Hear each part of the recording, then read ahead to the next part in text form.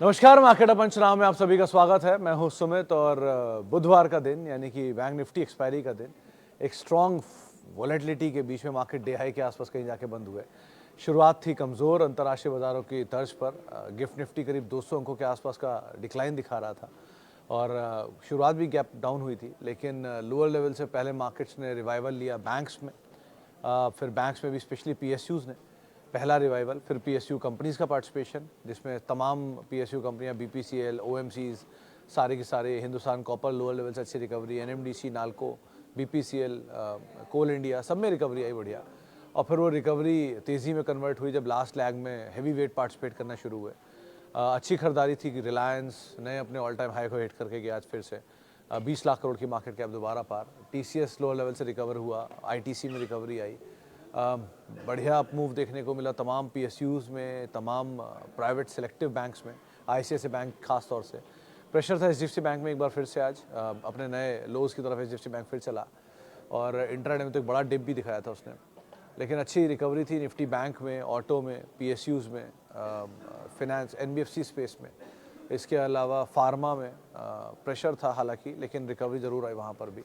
IT और pharma आज थोड़ा प्रेशर में काम काज कर रहा था, मिड कैप आईटी स्पेशली ज़्यादा था वहाँ पर। एफएमसीजी में रिकवरी थी, 3/4% के आसपास की बढ़त देखने को मिली। मिड कैप में खरीदारी फर्स्ट हाफ में आई थी, करीब करीब 1% के उछाल के साथ मिड कैप इंडेक्स बंद हुआ।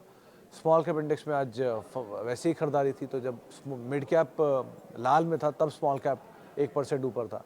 एडवांस लाइन आज कहीं ज़्यादा बेहतर, हर एक गिरने वाले शेयर के सामने दो शेयर जो कि तेज़ी में कामकाज कर रहे थे। 1500 शेयर खरीदारी में और 700 साढ़े 700 शेयरों में बिकवाली देखने को मिली और अच्छी रिकवरी, अच्छा पुल बैक, अच्छा स्ट्रॉन्ग अप मूव मार्केट के अंदर आता हुआ दिखाई पड़ा। और पूरे बाजार में ही निचले स्तरों से अच्छे सुधार के साथ क्लोजिंग हुई। अर्निंग का आज लास्ट डे है, तो आप ये कह लीजिए कि अब आज के बाद अर्निंग्स नहीं होंगे, लेकिन हाँ, जो अर्निंग लास्ट लैग की आ रही है वो आज ज़रूर इंपॉर्टेंट थी। सो वो अर्निंग ख़त्म होते हुए दिखाई पड़ी। अब अगला ट्रिगर जो है वो मार्केट के लिए थोड़ा स्लो रहेगा, स्लगिश रहेगा, लेकिन हाँ रेंज बाउंड ट्रेड रहेगा, उसको आप आधार मान के चल सकते हैं। चलिए अब सवाल जवाब का सिलसिला शुरू करूंगा और बातचीत करूंगा कुछ दर्शकों को लेकर, सवालों को लेकर भी।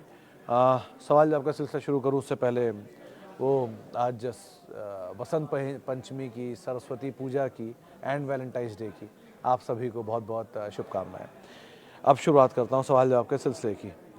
सबसे पहला सवाल जो मेरे पास आया है, किधर गया जी सवाल? ओके, इतने सारे नोटिफिकेशन आते हैं, ये छूट जाता है बीच में सवाल।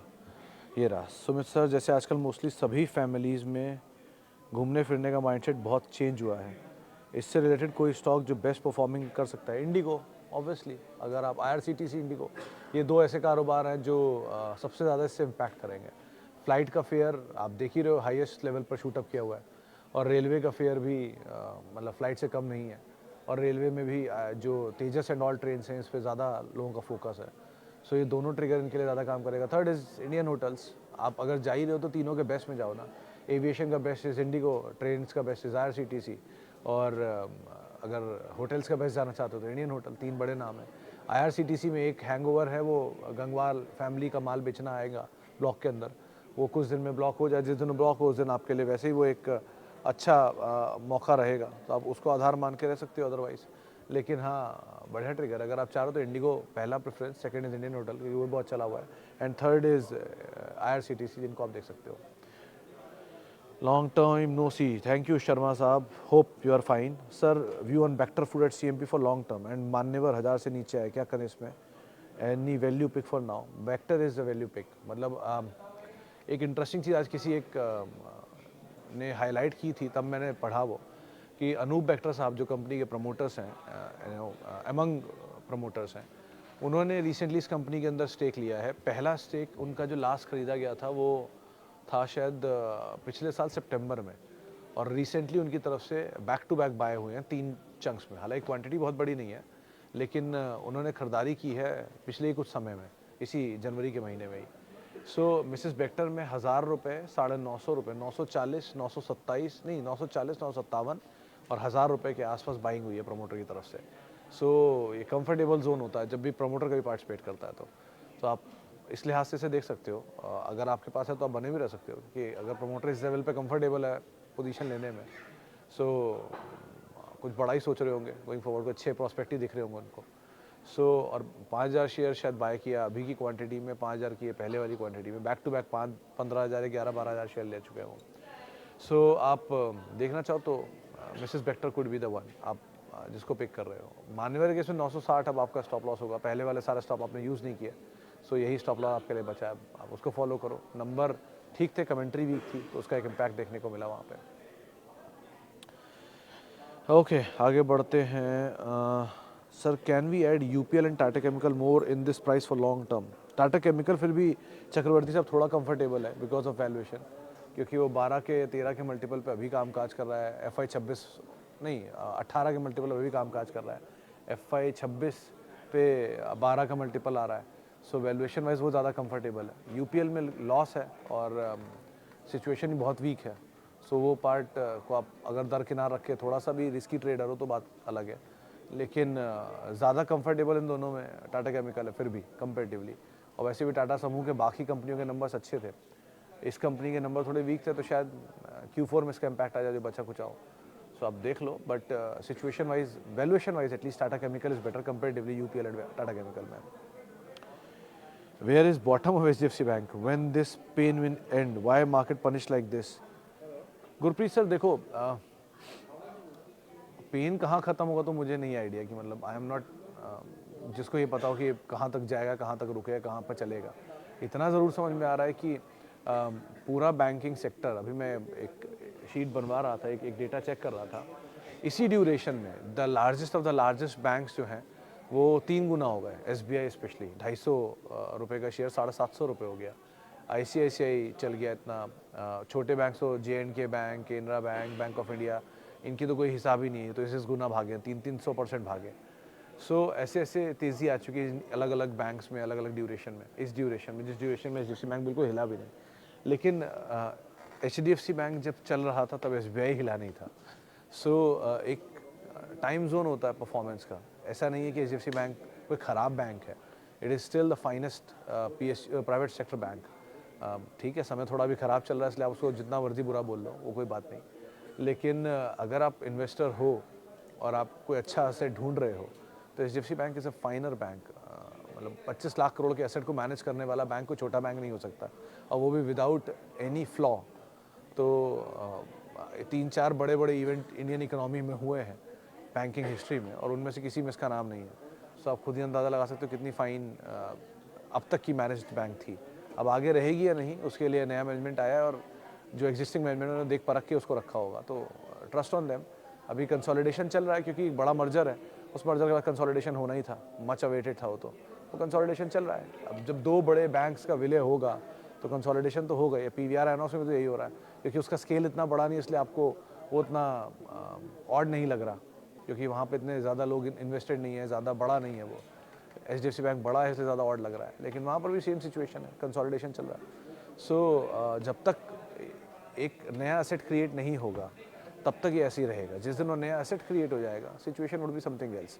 तो तब तक का आप फ़ायदा उठा सकते हो एक्यूमुलेट करने का, तो आपकी मर्जी है, नहीं कर सकते हो, आपका पेशेंस जवाब दे जाता है। मल्टीपल ऑप्शंस अवेलेबल है मार्केट में, आप उनको ऑप्ट कर सकते हो, सिंपल।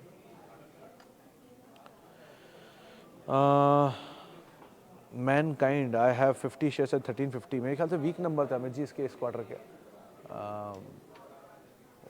लेट्स सी कैसे आगे काम करता है, बिकॉज नंबर तो इसके बहुत ज़्यादा, शायद 5 नहीं, नंबर ठीक थे, Q1 Q YY दोनों नंबर ठीक थे इस बारी। हाँ, नंबर्स के सही थे इस क्वार्टर के, सेकंड क्वार्टर में कंसेक्यूटिव, जबकि इसके नंबर अच्छे आए थे, तो मैं नंबर देखे भी थे। बट ठीक है, बड़ी तेज़ी दिखाने के बाद कंसोलिडेट कर रहा है, तो होने दीजिए। एक अच्छी तेज़ी भी तो दिखाई है, वो भी तो आप देखिए ना। कहाँ शायद 700 रुपये, 600 रुपये, 700 रुपये के आसपास का IPO था, 1000 रुपया प्लस, फिर 1400-1500 रुपये तक की तेज़ी दिखाई है, तो थोड़ा कंसोलिडेट कर रहा है, करने दीजिए, ऐसा कोई इशू नहीं है। एक बढ़िया तेज़ी आई है, 2 नंबर फॉलोअप है, नीचे आएगा। जैसे वो हैप्पीएस्ट माइंड की सिचुएशन है ना, ऐसा सिचुएशन इसका भी हो सकता है, कि बहुत बड़ी तेज़ी दिखाई है, तो थोड़ा ईजी होने दीजिए। लेट्स सी आगे कैसे काम करता है, बट अभी के लिए कोई ऐसा हार्म नहीं है, बने रह सकते हैं उसमें। स्नोमैन रिजल्ट्स, दीक्षित सर देखो नंबर आए हैं अच्छे, स्नोमैन के नंबर खराब नहीं है, YY Q1 Q दोनों नंबर अच्छे हैं, मुनाफे पर भी और आय पर भी, ऑपरेटिंग परफॉर्मेंस भी। वो कितना 34 करोड़ का नंबर था 26 करोड़ या 24 करोड़ के सामने, जो मैं चेक कर रहा था अभी थोड़ी पहले, 26 का नंबर 24 या 23 के सामने ऐसे है, लेकिन बढ़कर आया दोनों, Y Y Q on Q दोनों। अच्छा नंबर है, बहुत अच्छा नहीं बोलूँगा, लेकिन अच्छा नंबर है। ख़राब क्या आया है, क्यों शेयर टूटा? क्योंकि इनके जो अलग अलग सेगमेंट, सब सेगमेंट हैं, उसमें एक सब सेगमेंट में, सेकंड वाला, उसका मैं नाम मिस कर रहा हूँ, उसमें थोड़ी सी प्रॉब्लम आई है Y Y Q on Q दोनों बेसिस पर। हालांकि आज शाम को 4 बजे इनकी एनालिस्ट कॉल है, सो एनालिस्ट कॉल के बाद डिटेल्स आएंगी, कौन कॉल डिटेल्स आएंगी, वो आपको बहुत हद तक क्लैरिटी दे देगी कि क्या हुआ, ऐसा क्यों हुआ है, ठीक है। लेकिन ऐसा कोई बहुत ख़राब नंबर नहीं है। Still any given point of time आपका स्टॉप लॉस 59 ही रहेगा। 59 इसलिए फिर 55 से प्रमोटर की बाइंग है 65 तक के बीच में। एवरेज फिर 60 आता है, मैं 59 रख देता हूँ। बहुत सेफ खेलना है तो 54 रुपये, चलो इससे नीचे नहीं, लेकिन यही आपका स्टॉप लॉस रहेगा और इसके हिसाब से ही आप कॉल लीजिए। बट नंबर में एज सच कोई फ्लॉ नहीं आया है। आप कॉल होने दिए, शाम को 4 बजे से ये कॉल शुरू है उनकी, लेट्स सी क्या आता है वहाँ से outcome. Okay, sir. Sir, which sector will be mostly benefit from rate cut from Fed? Any stock? Fed की रेट कट का इंडियन उस पे प्रोबेबली आईटी मे बी, और लार्ज कैप आईटी, यूएस के जो स्पेंडिंग वाली कंपनियां उन पर, प्लस टायर कंपनियां इफ़ इन केस, क्योंकि वहाँ पर उनका एक्सपोजर हो सकता है, फार्म जो एक्सपोर्टर होंगे यूएस में मे बी। लेकिन मतलब आई स्टिल बहुत दूर की कौड़ी लगती है मुझे ऐसा कुछ भी स्टॉक को ट्रैक करना किसी एक इवेंट से। इंडियन रियल स्टेट को मैं फिर भी प्रेफरेंस दूंगा अगर इंडिया में रेट कट होता है तो, इंस्टेड ऑफ यूएस के रेट कट से। आपको लग रहा है मतलब एक इवेंट पर से कोई स्टॉक लेना चाह रहे हो तो हार्डली मैटर्स। अगर आप लॉन्ग टर्म कुछ अच्छा स्टॉक ढूंढना चाह रहे हो तो बहुत अच्छे नाम मिलते रहते हैं आपको समय समय पर, रिसेंट फॉल में ही मिले। लेकिन एक इवेंट बेस पे मत जाओ, क्योंकि एक इवेंट हुआ नहीं हुआ, इम्पैक्ट किया नहीं किया वाली सिचुएशन होती है।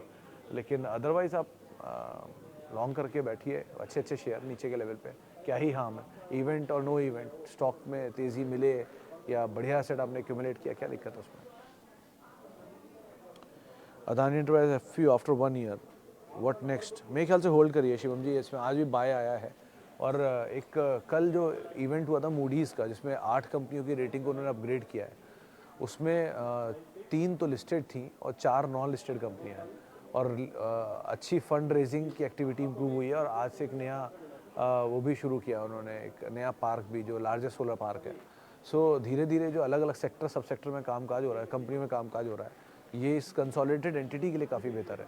तो इसीलिए मेरे ख्याल से अगर अपमूव आता है तो शायद ये इसमें भी इम्पैक्ट करेगा। सो जिनके पास है वो तो बने ही रहो, बट अगेन नया बाय के लिए Adani green, trans and power रहता है, लेकिन पावर भाग गया तो पोर्ट कर लो आप। होल्ड है तो कोई दिक्कत नहीं अदानी में। एमटार में क्या करें, hold exit? Amit ji number तो बहुत वीक थे, क्यू ऑन क्यू भी, वाई वाई भी, प्रमोटर ही माल बेच रहा है लगातार। अब वेट करो, अब 1000 रुपया, 1100-1200 रुपये के आसपास कोई स्टॉप बनता है, वहीं पर ये अगर रुक जाता है तो ठीक है। बाकी आपको जैसी तेज़ी मिलेगी, जैसे चला था वैसी बिकवाली आई, और बिकवाली उसी ट्रिगर पर आई है कि प्रमोटर की माल लगातार सेलिंग, और दूसरा zero cash flows and low profitability, ये 3 तरह की चीज़ें थी जो कि स्टॉक को तोड़ गई। इन्हीं तीनों की वजह से बिकवाली है। अब आप बाकी wait and watch is a better option. अब क्या करोगे आप, इतना लॉस तो बुक करोगे नहीं इसके अंदर।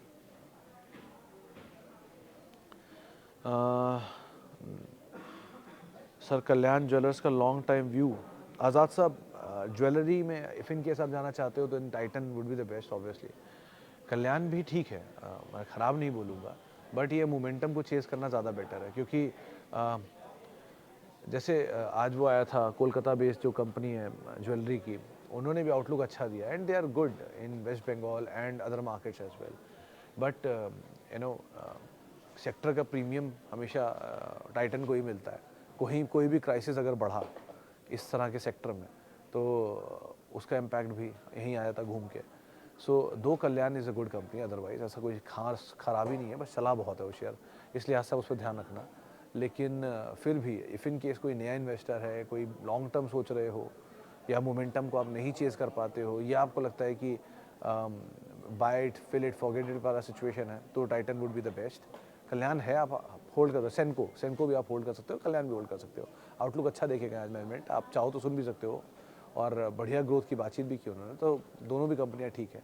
But Titan would be long term pick if in case आप कोई भी चीज़ फिल इट फॉरगेट इट वाले टाइम पे सोच रहे हो तो। ओके अब कुछ सवाल ज़रा बाकी प्लेटफॉर्म के भी ले लूँ। किधर गया जी? Sir, what is your outlook on Asian Paint? Though it hasn't performed from 3 years and experts are questioning its future growth because of new competitor coming in this like Grasim and JSW. तो ये सवाल ना अमित सिंगले जी से पूछा था मेरे सहयोगी मंगलम ने कि आपके सामने कॉम्पिटिटर आ रहे हैं, आपको कैसा फील हो रहा है? तो उन्होंने एक ही जवाब दिया था कि हमें वर्ल्ड वॉर 2 से वो कंपनी कामकाज कर रही है, तो इतने सालों में इतने कॉम्पिटिटर आके चलेगा, कोई फ़र्क नहीं पड़ा, अभी भी नहीं पड़ेगा, लेट देम कम, ये उन्होंने कहा। ये बात सही भी है कि एशियन पेंट ने बहुत सालों में बहुत कंपटीशन देखे हैं। Berger is the best, second best player उनके सामने, और बहुत सालों से वो उनके सामने खड़ा भी है। कंसाई हुआ एंड ऑल, तो ये खाली एशियन के लिए नहीं, सबके लिए कंपटीशन हुआ। सभी में प्रेशर होना चाहिए, और अदरवाइज भी एशियन नहीं चल रहा, क्योंकि बहुत बड़ा अभी की जो ट्रेंड रही है सिचुएशन वाइज, वो ये कि ये वो कंपनियां हैं जिन्होंने बहुत बड़ी वेल्थ क्रिएट करके रखी है। जितने बड़े बड़े वेल्थ क्रिएटर हैं, एशियन पेंट हुआ, HDFC बैंक हुआ, इवन UPL हुआ, इवन इन्फोसिस, TCS, विप्रो हुए, HDFC बैंक हुआ, ये सब अब नहीं चल रहे हैं, क्योंकि एक बड़ी वेल्थ क्रिएशन के बाद अब सबका समय वहीं है, वहीं के वहीं खड़े हैं। ITC, इवन HUL, बट ठीक है, आज ही नहीं चल रहे हैं, कल चलने लग जाएंगे। But Asian paint it is quality asset, ऐसा कोई दो राय नहीं कि आप इसे बेच के निकल जाओ। आप बाज़ार को 1 साल, 2 साल, 3 साल के लिए देख रहे हो तो बात अलग ही है फिर तो। लेकिन हाँ, एक तर्क ये भी कहता है कि इस 3 साल की सुपर्ब तेज़ी में भी नहीं चले तो कब चलेंगे। दूसरा तर्क ये कहता है कि सुपर्ब तेज़ी में बहुत सारे शेयर नहीं चलते, लेकिन उसके बाद चल लगते हैं। कई साल ITC नहीं चला, एक ही साल में 50% चल गया, सारी तेज़ी उसने बराबर कर दी। तो कई सुपर्ब बुल रन में नहीं चला, लेकिन उसके बाद चल गया।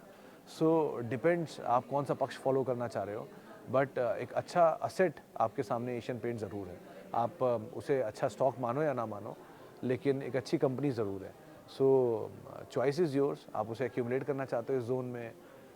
ऐसा भी बहुत बारी हो सकता है कि आप ये कर सकते हो कि एक बड़ी क्वांटिटी एशियन पेंट की विद टाइम इकट्ठी कर लो और छोड़ दो, उसको आप समय दो उसके हिसाब से ग्रो करने का, और बाकी आपके पास मोमेंटम में बहुत नाम मिल जाएंगे जिनको आप चेस करके वहाँ पैसा बना सकते हो।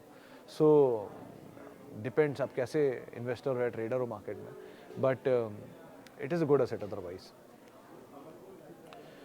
Okay sir, Snowman and Dalmia cement पे फ्रेश एंट्री कर सकता हूँ? दत्ता साहब, मेरे ख्याल से कर सकते हो दोनों में ही, बट एक ही तर्क है कि स्नोमैन के केस में आपका स्टॉप लॉस आपको मैं बता ही चुका हूँ, उसको फॉलो करना, लेकिन एंट्री करने में दोनों में कोई हार्म नहीं है, आप आराम से बना सकते हो।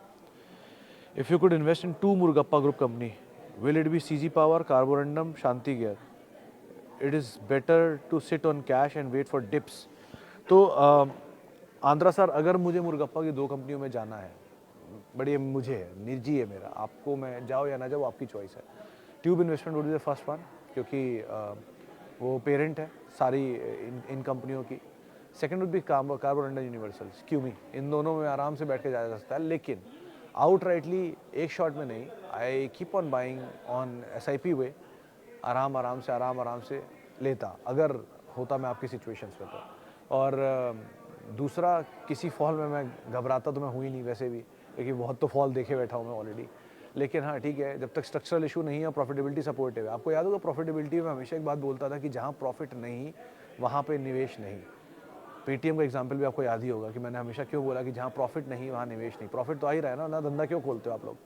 और आज पेटीएम ने आपको वो दिन दिखा ही दिया कि वो अपने नए ऑल टाइम लो पर है। मैं अभी भी किसी कंपनी अगेंस्ट में नहीं हूँ, मैं सिर्फ प्रॉफिटेबिलिटी अगेंस्ट में हूँ कि जहाँ प्रॉफिट नहीं है वहाँ रहने का कोई मतलब नहीं होता, क्योंकि वहाँ कौन कमा रहा है, प्रमोटर या कंपनी? किसी एक को तो प्रॉफिट आ रहा है तभी वो धंधा चल रहा है, तो अब वो कहाँ जा रहा है समझ में नहीं आ रहा। तो इसीलिए जब शेयर होल्डर को नहीं मिल रहा profit, Zomato is another case, classic case, लेकिन वो पेटीएम बनेगा नहीं, मैं ये नहीं कह रहा हूँ, लेकिन वहाँ पे प्रॉफिटेबिलिटी आ रही है।